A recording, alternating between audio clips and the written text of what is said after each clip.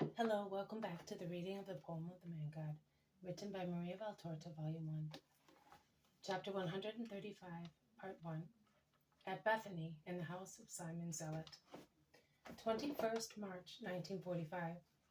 When Jesus, having climbed the last hill, reaches the tableland, he sees Bethany, bright in the December sunshine, which makes the barren country less depressing. The sunshine also makes less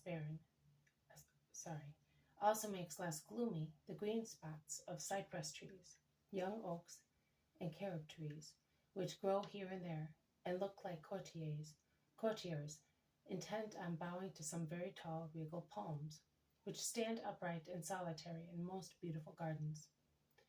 In Bethany, in fact, there is not only Lazarus's beautiful house, there are also other dwellings of rich people, perhaps citizens of Jerusalem who prefer to live here, near their property, and their large beautiful villas with well-tended gardens stand out amongst the small houses of the peasants.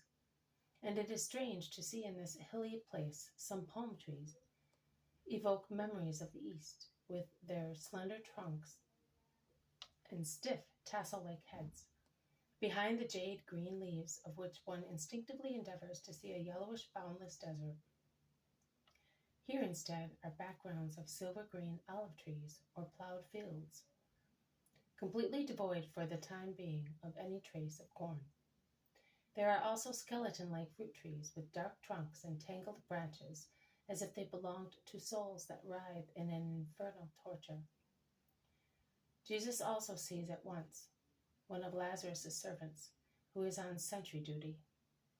He bows deeply and asks leave to take the news of his arrival to his master, and as soon as he is granted permission, he departs. In the meantime, peasants and townsfolk rush to greet the rabbi, and a young woman, who is certainly not an Israelite, peeps out over a laurel hedge, which encloses a beautiful house with its screen-scented foliage. Her peplum, or, if I remember the name correctly, her stole, makes me think that she is either Greek or Roman. It is so long as to form a light train, but it is wide, of soft, snow-white wool, brightened by a border embroidered with a brilliant Greek fret, in which golden threads shine. It is held tight at her waist by a belt identical to the border. Also her hairstyle, which consists of a gold hairnet holding in place a complicated hairdressing that is curly in the front, then smooth, ending in a large tuft on the nape of her neck, gives me the same impression. She looks around herself inquisitively, attracted by the trilling shouts of the women and the hosannas of the men. She then smiles scornfully when she sees that they are going towards a poor man who has not even a little donkey to ride and is walking amongst fellows like himself, who are even less charming than he is. She shrugs her shoulders and with a bored gesture goes away, followed, as if by dogs, by a group of multicolored stilt birds, amongst which there are 2 white ibises and many-colored flamingos, as well as 2 herons, as red as fire, with small, trembling, silver-like crowns on their heads, the only white part of their splendid golden-flamed plumage. Jesus looks at her for a moment. Then he listens again to a big old man, who would like his legs not to be as weak as they are. Jesus caresses him and encourages him to be patient, because it will soon be springtime, and with the beautiful April sunshine he will feel stronger. Maximinus arrives, a few yards ahead of Lazarus. Master, Simon told me that you are going to his house. Sorrow for Lazarus, but it is understood. We shall talk about it later. Oh, my friend. Jesus hastens towards Lazarus, who seems embarrassed, and kisses him on his cheek.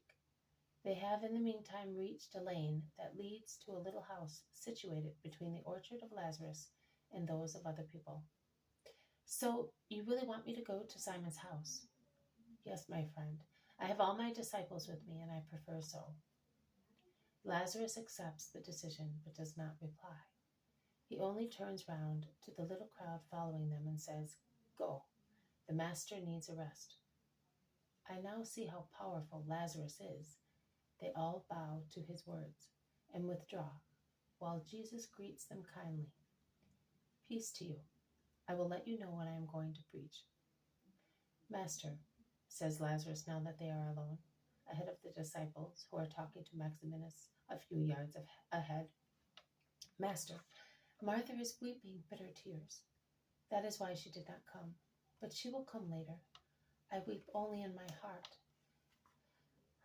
But we say it is just. If we had known that she was coming, but she never comes for the feast days. True, when does she ever come? I say the devil has driven her here just today. The devil? And why not her angel by God's order? But you must believe me. Even if she were not here, I would have gone to Simon's house. Why, my lord? Had you no peace in my house? So much peace that after Nazareth, it is the dearest place to me. But tell me, why did you say to me, come away from the clear water? Because of the approaching ambush, is it not so? Well then, I am placing myself in the land of Lazarus, but I am not putting Lazarus in the situation of being insulted in his own house. Do you think that they would respect you? To trample on me, they would tread on the holy ark.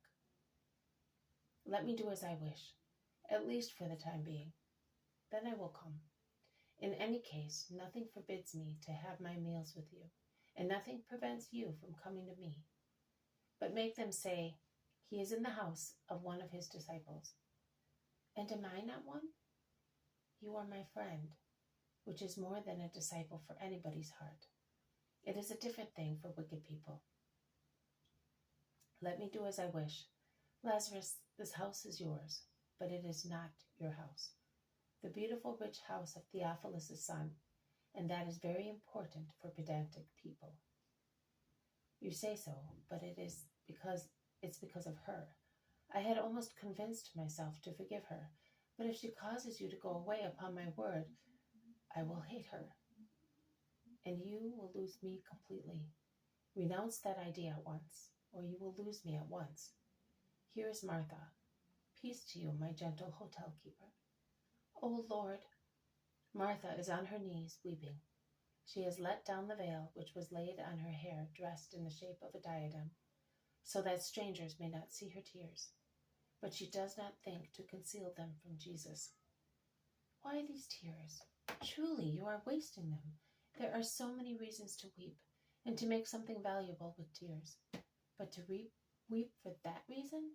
Oh, Martha, you do not seem to know any longer who I am. You know that I have only the exterior appearance of a man. My heart is divine, and it beats as a divine thing. Come on, get up and come into the house. And with regard to her, leave her alone. Even if she came to laugh at me, I tell you to leave her alone. She is not herself. It is he who keeps hold of her that makes her an instrument of perturbation. But here is one who is stronger than her master.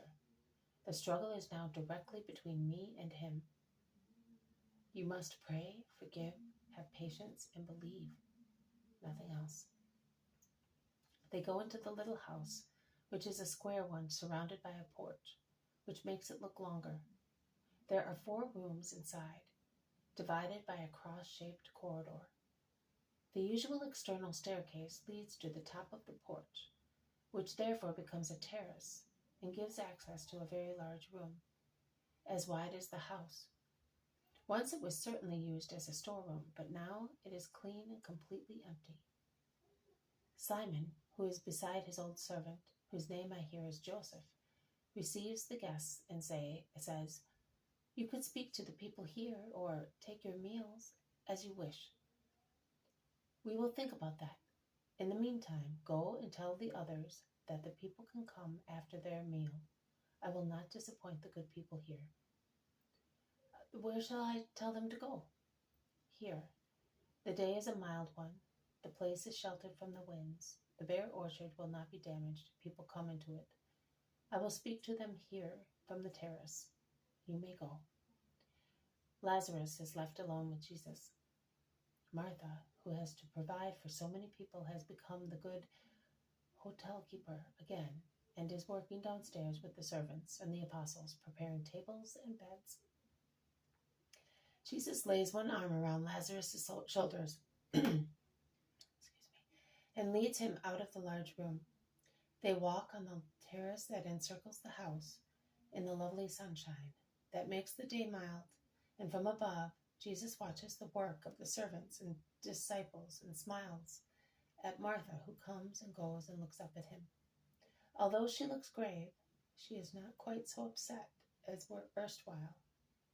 He looks also at the beautiful view around the place, and with Lazarus mentions various places and people, and at last he suddenly asks, "So Doris's death was like a stick stirred in the serpent's nest?" "Oh, Master, Nicodemus told me that never before was a meeting of the Sanhedrin so violent." "What have I done to the Sanhedrin to upset it so much?" "Doris died a natural death, killed by his wrath, in the presence of a considerable crowd. I did not allow anyone to be lacking in respect to his dead body, so you are right, but they are out of their minds with fear. And do you know that they said they must find you committing a sin so that they may kill you? Well, in that case, do not worry. They will have to wait until the hour of God." "But Jesus, do you know of whom we are talking? Do you know of what Pharisees and scribes are capable? Do you know what Annas' soul is like? Do you know who his deputy is? Do you know—" "What am I saying?